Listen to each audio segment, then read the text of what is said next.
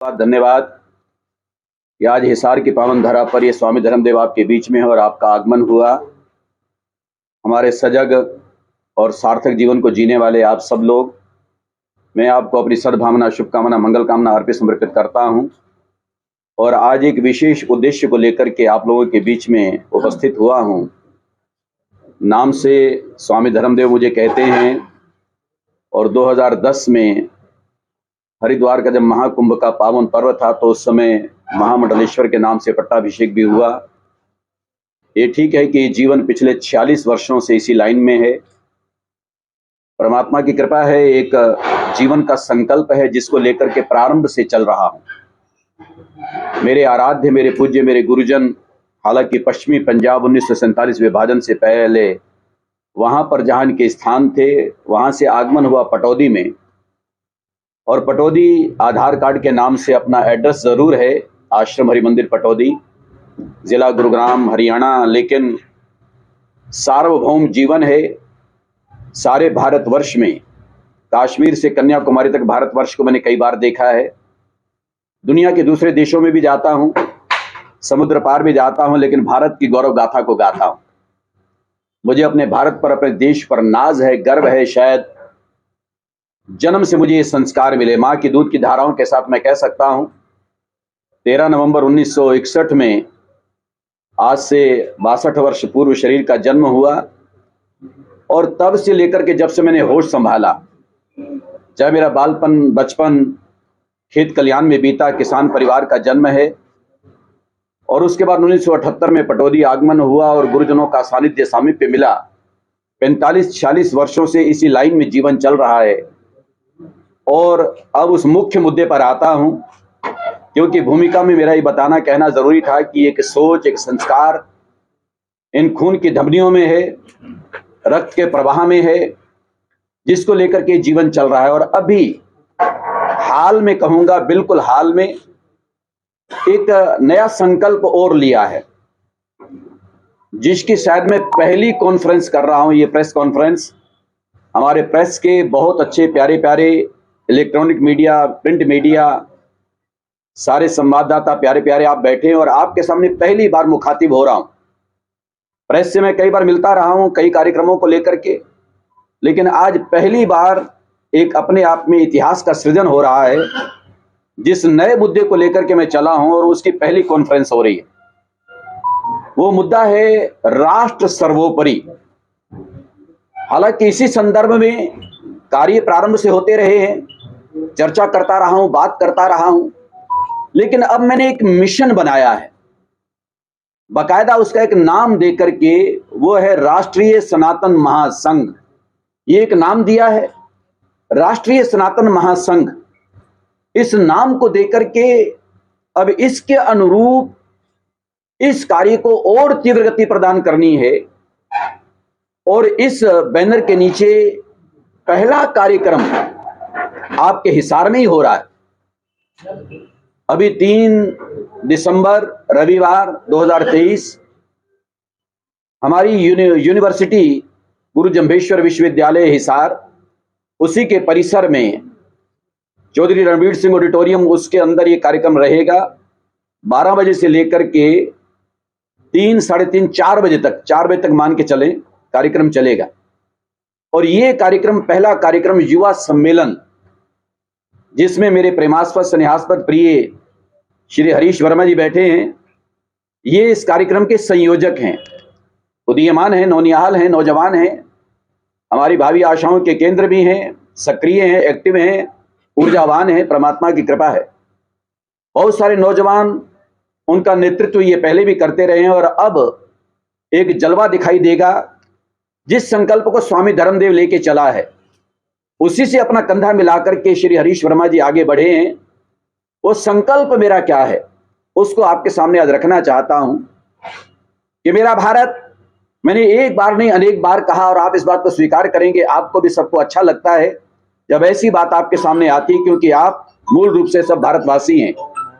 मुझे अपने भारत पर गर्व है और मेरी ये मान्यता है और संदेश भी है कि जहां मुझे अपने भारत पर गर्व है, हर भारतवासी को है, अन्यथा होना चाहिए।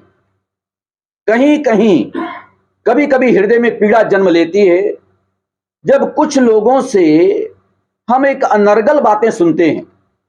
अब जैसे मुख्य रूप से कहूं कि अभी सनातन को लेकर के हमारे भारतवर्ष में, इसी भारतवर्ष में कुछ लोगों ने, उदयगिरी स्टालिन जैसे लोगों ने, बिहार के शिक्षा मंत्री जैसे व्यक्ति ने, या फिर प्रियांक खड़गे, ऐसे लोगों ने कुछ अनर्गल टिप्पणियां की हैं। हृदय पीड़ित होता है कि जो मेरा भारतवर्ष प्रारंभ से लेकर के, आज मैं निवेदन करना चाहता हूं, 1,96,08,00,000 और उसके बाद 124वां वर्ष, 49,124 वर्ष, यानी लगभग मान के चलो कि 2 अरब साल सृष्टि को बने हुए हो गए, और यह सृष्टि संवत कहलाता है। और सृष्टि के आरंभ से लेकर के जो सनातन परंपराएं इस धरा पर प्रारंभ हुई और जिनका प्रचार प्रसार फिर पूरे विश्व में हुआ, पूरे आर्यावर्त, कभी आर्यावर्त कहते थे कि जो आर्यों से, आर्य माने श्रेष्ठ होता है, आवर्त माने घिरा हुआ होता है, जो श्रेष्ठ लोगों से घिरा हुआ क्षेत्र हो उसका नाम आर्यावर्त। वो आर्यावर्त, और आर्यावर्त में एक हिस्सा है उसका जिसको हम भारतवर्ष कहते हैं, भरतखंड कहते हैं। ये भारतवर्ष, जिस मेरे आर्यावर्त ने, भारत की इस धरा ने, भारत की संस्कृति ने सारी दुनिया को, पूरे विश्व को एक पैगाम दिया, संदेश दिया कि जीवन की पद्धति क्या है, जीवन का तरीका क्या है। अगर मानव के कलेवर को पाया है, मानव योनि को पाया है, मानव जीवन को प्राप्त किया है, तो मानव जीवन का कर्तव्य कर्म क्या है, मानवता का संदेश मेरे भारत ने दिया। सारी दुनिया ने उसे स्वीकार भी किया और विश्व का गुरु मेरा भारत कहलाता रहा। इसलिए मैंने निवेदन किया कि मेरा राष्ट्र, मेरा भारत, जिस पर मैं गर्व करता हूं, मुझे नाज है, और 140 करोड़ भारत के नागरिक इस समय हैं, 800 करोड़ पूरी दुनिया के हैं। मानव सृष्टि की अगर बात करूं, 205 से ज्यादा देश पूरी दुनिया में, और 800 करोड़, 8 अरब मानव सृष्टि है, उसमें 140 करोड़ भारत में। और मेरे भारत ने अगर पूरी दुनिया को मानवता का संदेश दिया, 650 करोड़ लोग और लगा लो दुनिया के वर्तमान समय में। लेकिन इस भारत में, इसी भारत में कुछ लोग ऐसे जो इस तरह की बातें करते हैं, सनातन पर उंगली उठाते हैं, और उसका जो नुकसान है, मैं समझता हूं कि मेरे भारतवर्ष की उस ख्याति को मिलता है, भारतवर्ष की गरिमा को पहुंचता है नुकसान, भारतवर्ष की संस्कृति को नुकसान पहुंचता है। जिस भारत ने अपना पैगाम पूरी दुनिया को दिया, पूरे विश्व को दिया, सारा विश्व इसका लोहा मानता रहा, आज भी मान रहा है, आगे भी मानेगा।